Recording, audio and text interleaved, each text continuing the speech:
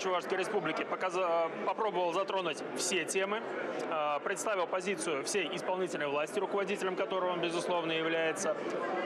Было много уделено внимания патриотическому воспитанию молодежи, было много уделено вниманию подвигу наших предков. Безусловно, эти подвиги нужно помнить, но, как мне кажется, на сегодняшний день особый упор все-таки можно было бы сделать на тему поддержки нашего населения.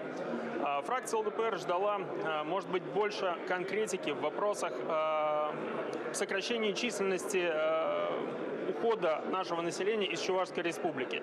За 9 месяцев прошлого года Чувашская Республика потеряла, к сожалению, это вследствие переезда, трудовой миграции, различных других причин, более 6,5 тысяч наших жителей.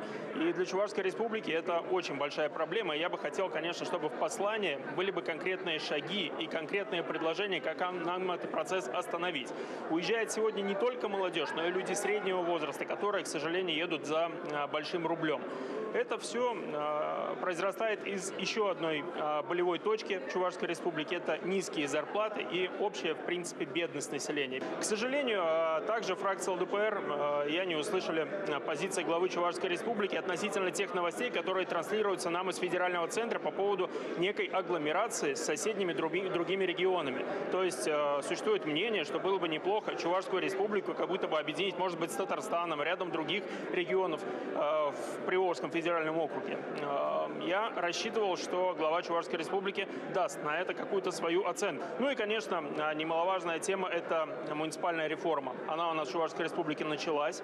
Огромное сокращение депутатов местного самоуправления нас ждут. И это с нашей позиции это может породить некоторые трудности нашего населения для доступа к депутату своему депутату местного самоуправления, именно туда, куда они в первую очередь идут. Вот на эти вопросы я развернутых ответов, к сожалению, сегодня не услышал.